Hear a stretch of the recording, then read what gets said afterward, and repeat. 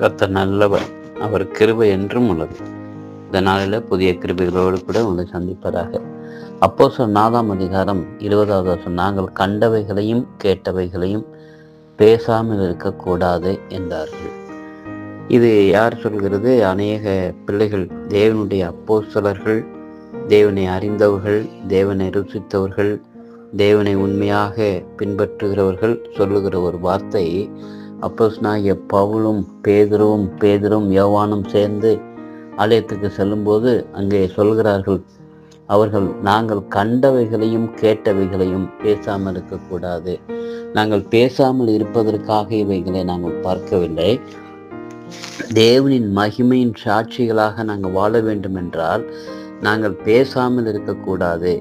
கண்டதையும் கேட்டதையும் நாங்கள் நிச்சயமாக மக்களுக்கு சொல்லியே ஆக வேண்டும், சொல்ல வேண்டும் என்று சொல்கிறதை நாம் பார்க்கிறோம். ஆம், நாம் ஆண்டவரை நாம் ருசித்து பார்த்தது உண்டானால், ஆண்டவரிடத்திலே மகிழ்ச்சி பெறுகிறது உண்டானால், தேவனிடத்தில் சமாதானம் சந்தோஷம் பெற்றது உண்மையானால், தேவனுடைய ஆசீர்வாதத்தை பெற்று வாழ்கிற நாம் சும்மா இருக்க முடியாது. அதை மற்றவர்களோடு பகிர்ந்து கொள்ள வேண்டும், மற்றவர்களுக்கு அதை சொல்ல வேண்டும். நான் அனுபவித்த இன்பத்தை மற்றவர்களும் அனுபவிக்க வேண்டும் என்கிற அந்த வாஞ்சியோடு கூட நாம் மற்றவர்களுக்கு நாம் அறிவிக்க வேண்டும். அப்படி அறிவிக்கும் பொழுதுதான் தேவனுடைய நாமம் மகிமைப்படும். நம் சாட்சிகளாக, தேவனுக்கு சாட்சிகளாக விளங்க முடியும். இதை தான் பேதுருவும் யோவானும் அங்கே சொல்கிறதை பார்க்க, நாங்கள் கண்டதை கேட்டதை நாங்கள் சொல்லாமல் இருக்கக்கூடாது, சொல்லாமல் இருக்க முடியாது.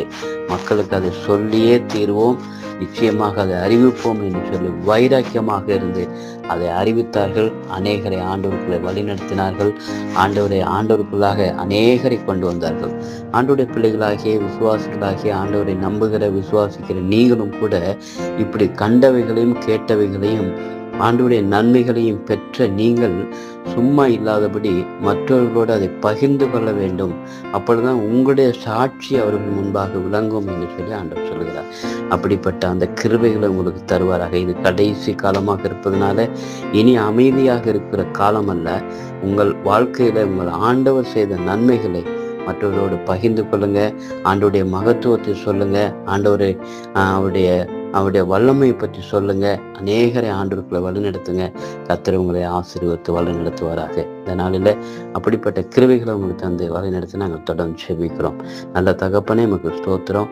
இந்த நாளுக்காக நன்றி செலுத்துகிறோம் சாமி. எங்களுக்கு கொடுத்த இந்த நல்ல வார்த்தைகளுக்காக ஸ்தோத்திரம். நாங்கள் கண்டவைகளும் கேட்டவைகளும் ஆண்டவருடைய மக்களுக்கு சொல்லாமல் இருக்க முடியாதப்பா. அதை சொல்லி உங்களுடைய நாமத்தை மகிமைப்படுத்த நாங்கள் சாட்சிகளாய் வாழ எங்கள் ஒவ்வொருவருக்கும் அனுக்கன் பண்ண செபிக்கிறோம். இயேசு நாமத்தில் கேட்கிறோம், ஜீவனுள்ள நல்ல பிதாவே. ஆமென், ஆமென்.